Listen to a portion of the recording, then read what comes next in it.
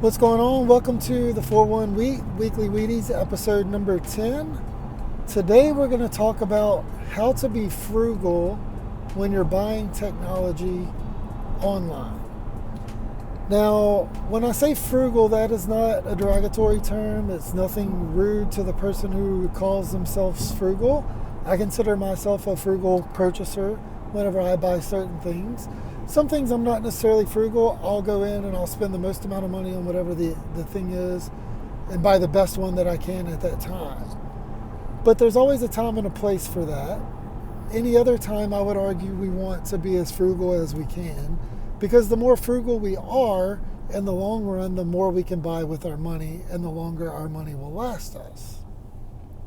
So in general, well, let's back up for a second. A few weeks ago, I talked about what type of laptop should I buy. And I didn't mention like when to buy the laptop, because sometimes of the year are better times to buy it, but I don't always consider like timing of the year in this case either. In general, to me, the best time to buy any type of technology is waiting until the last minute, the last possible time you would need to purchase that product, whatever it might be. And then at that point, buy the most you can afford. So I mentioned with the laptops, you need to dictate what your budget is and spend your budget. That doesn't mean if your budget's $1,000, go spend $1,000 including tax, like down to the penny. You want to spend as much as you can up to that budget. Sometimes you might go a little bit over, but the argument is you want to spend, or you want to wait till the last possible minute you could buy whatever that product is for whatever the need might be, and spend as much as you can within the reason of what your budget allows. Right? I don't want you to say, okay, my budget's $1,000, but I can afford $3,000, so let's go spend $3,000 on a laptop. That's not the point here. We're in the month of July. At the timing of this video posting, we will have just witnessed Amazon Prime Day and the Prime sales. Every summer they do that. Different websites offer certain sales. Obviously Black Friday is a big selling day. Cyber Monday for electronics, generally speaking. President's Day, July 4th, you name it, a holiday, there's always a sale. But when are those sales? And you never know if the company's going to offer those sales at the same time. Back to school day sale would be coming up here in August and September. But not every company always does those. So I don't want you to wait for those sales specifically just because you think something may or may not go on sale. There are a ton of apps that do this. One of them specifically in my app pick is called Honey, but another one is called CamelCamelCamel, and it's more so a website than an app. At least I don't think there's an app. Might be mistaken. But CamelCamelCamel allows you to track prices of products over time. So you can go look at a certain product and see what it costs. Even, I think it goes far back more than 1 or 2 years. The problem is, if you want to buy the newest and the greatest, it's not going to have historical data for that, right? So then you have to ask yourself, okay, would you be okay buying something used?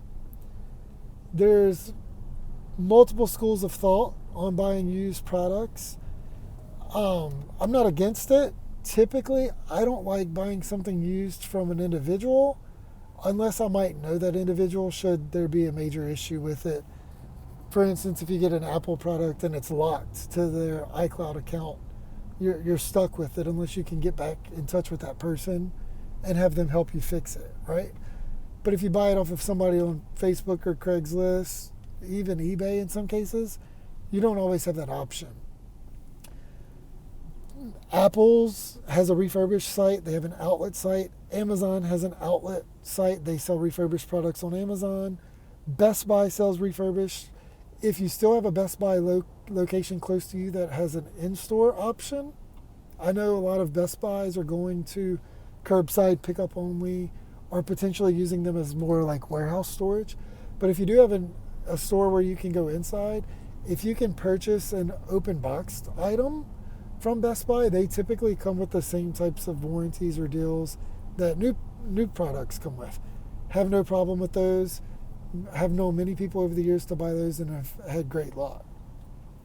So that's an option if you want to buy used. That's a good, easy way to be frugal. I talked with the laptops about minimum specs. Sometimes only buy what you need is good for now, but a few years down the road, you might have a change of process or need it to do something else and now it can't. Personally, I had that issue. If y'all read my blog post about me coming over to the quote-unquote dark side and purchasing a MacBook, when I purchased my MacBook, I didn't buy the cheapest at the time, but I obviously didn't buy the most expensive. I bought what I was willing to spend and what my budget allowed at that time when I needed that product. Flash forward 2 years now, this same laptop I purchased doesn't meet the need of what I need currently. So here I am, I find myself in the market again for a new product. It kind of works for what I need, but time is money. And if I'm using it to do something and it takes a lot of time, or I need that to do something else, I have some issues there. So maybe look to see, do you want to spend a little bit more money to future-proof yourself? Or did your job change and now you need something to do another process that you didn't do before? What's your budget allow for that?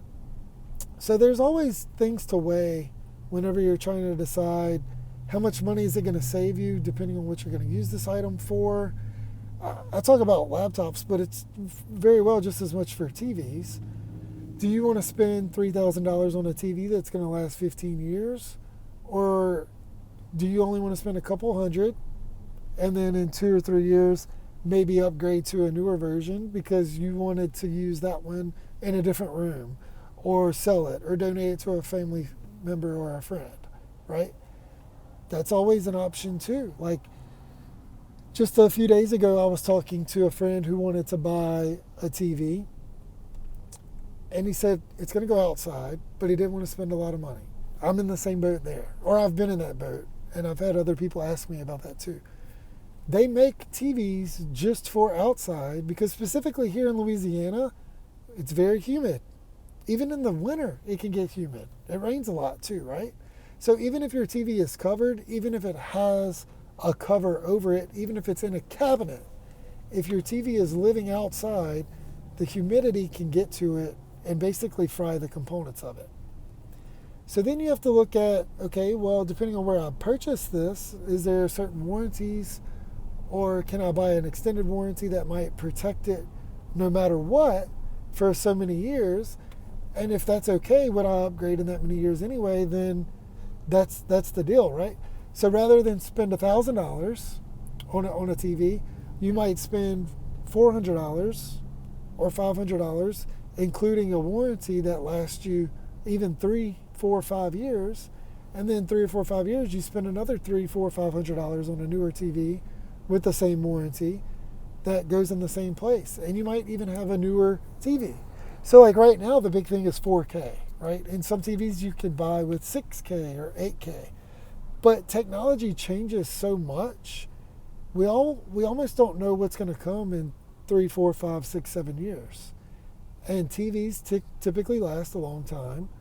If you buy the right laptop, it might last a long time. So the whole thing with price versus how long do we want it to last? Do we want to be future-proofing ourselves for something that might come up that we don't even know about? A lot of times now we're dealing with phones and laptops where the operating systems update so much that an app can no longer work. And if you need that app for business reasons, for instance, or let's say, I'll use an example for myself. I have security cameras at home that have a computer app that if my computer were upgraded to the newer version of the OS, that app will no longer work anymore. So then I have to weigh, okay, do I want to be able to see my security cameras on my laptop, or am I okay upgrading my laptop to something else and only using my iPad to view my security cameras? Or purchase another item that can do 2 functions as opposed to 1 function. Again, Do you want to buy two inexpensive devices or one expensive device that can do the same thing? And that's a decision you kind of have to make on your own without talking specifics through. It's hard to tell case by case because there's so many different nuances in technology nowadays, especially with the hardware and software and all these apps. Things just go crazy, right? So cord cutting, I talked about that. Well, if you have, let's say, YouTube TV, for example, well, this might have changed now, but at the time, you couldn't get YouTube TV on a Fire Stick. You had to watch it through either an Xbox or a Roku. I don't even think they had it for Apple TV at some point. So that can completely change the way you watch TV. Because if you watch TV on nothing but Fire Sticks, and then now you're switching to YouTube TV, well, you might have to completely change your streaming devices, and that might dictate the decision you make. So sometimes our decisions we make with hardware dictate software, dictate subscriptions that we have, like Disney Plus might not be offered or Hulu might not be offered. Whatever streaming service you've purchased might not work on this new hardware you've purchased, for example. So we also want to be frugal in that sense, in that we don't want to buy something just to do something else, but sometimes it makes sense to upgrade. Sometimes it makes sense to be a little bit more frugal, and even with the quality. So going back to TVs for a second, back when smart TVs were coming out, to quote unquote buy a smart TV, it would cost, let's say, $100 more in order to do that. Well, if you spend an extra $100 in order to only get smart TV features, my argument is that's a waste. Because, generally speaking, smart TVs, they're Wi-Fi cards that connect to your Wi-Fi in your house to stream all of these apps, is going to be less quality than what you would get on, let's say, a Roku or a Fire Stick or an Apple TV. The apps that are built for these smart TVs aren't updated as much as they are for the Fire Sticks and the Rokus and whatnot. So there's two strikes against you right there. You might be buying a TV that's going to last for 10 years, but 2 years down the road, your app no longer functions because the smart TV part of it is so slow, you can't run the app you need. Or the app hasn't been updated and you're missing out on new features. So be careful there, even when buying something as simple as a TV, right? You just go look and you go, oh, there's the best TV on the market. I'll spend the money because it's going to last me 10 years. I have no need to buy any other devices to go along with this. And that's an issue I've ran into a couple times, where you can literally go spend $40, $50 on the 4K Fire Stick or the 4K Roku, and the processors in those devices, the Wi-Fi devices or the Wi-Fi cards built into those, are night and day over TVs. And then on top of that, you can buy the Ethernet adapters so you can get hardwire, which is better than wireless. So sometimes, again, like I'm talking, just think about your process and what you're buying this device to do. I talked about laptops. If you're only using it to browse Facebook, why not buy an iPad? Or why not buy a Samsung tablet, right? Or some type of touch screen that can do more than what you just need for Facebook. You might say, okay, well, I really want a keyboard. Chromebook. Chromebooks work really great for that just as well, and they're a quarter of the price of typical laptops. So what's your process? What's your budget? What are you actually going to be using this thing for? Are you okay buying used? I didn't mention this, but if you like to buy used Apple products, I have had good luck with a website called macofalltrades.com. And you can also use that website for, not price gouging, checking prices. Because if you want to sell something, that's a good website that typically keeps up with what the price is, or the going price for used devices. You could also use that trick for Amazon. What's this laptop selling used on Amazon? What's the equivalent?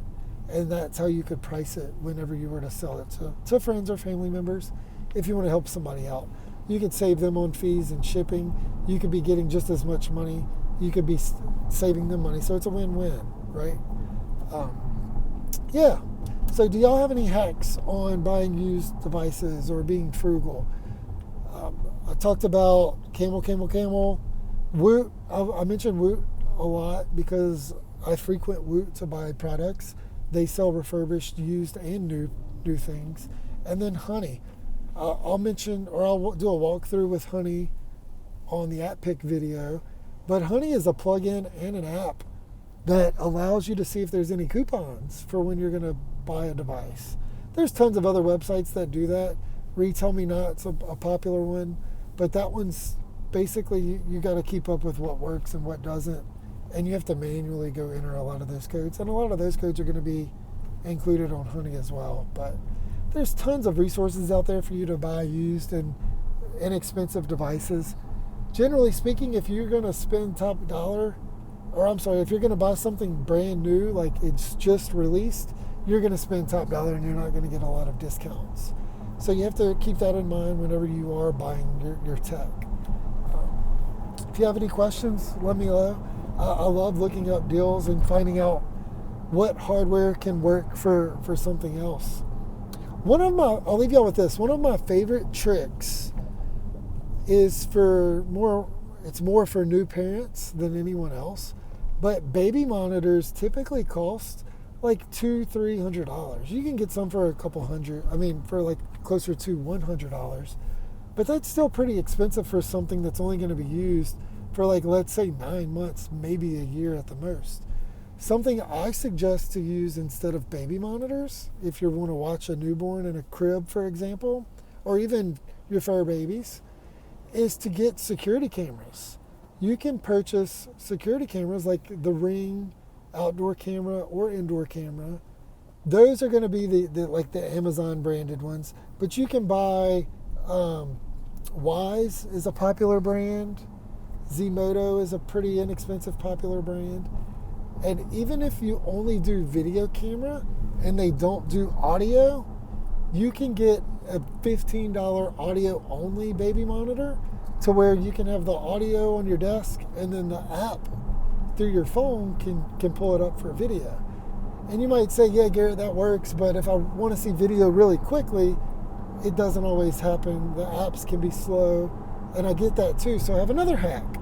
You can purchase a Kindle Fire tablet. It's an Android tablet, or you can repurpose an older iPad if you're in the Apple universe, and have those plugged in constantly or run on battery, just like the baby monitors do.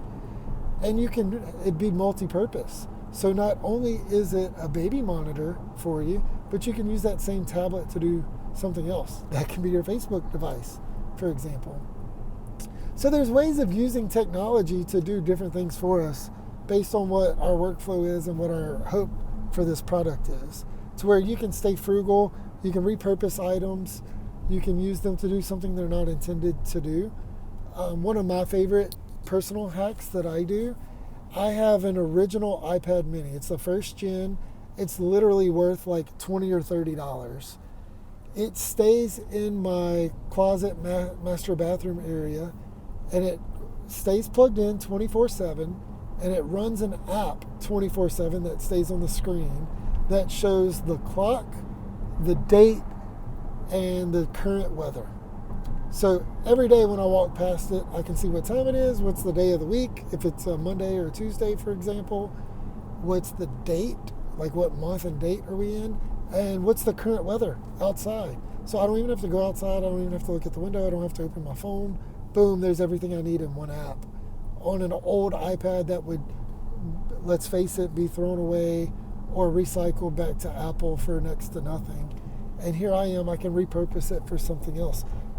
I've seen people use those as old photo frames. So you literally just have a slideshow of pictures going to it, and you can make the pictures pull from a Google Drive or an Apple iCloud shared library. So you and your housemates, your partner, your spouse, whoever you share a home with, can upload pictures to the same folder so everybody can see the same pictures, which is pretty cool too. So yeah, there's tons of ways to do that. Maybe I'll do another video series on tech hacks on how to repurpose devices for something you've never heard of. But those are two of my favorite. I promise, I told you it was just going to be one, so sorry for lying. Anyway, hope you enjoyed it. Hope you learned something. See ya.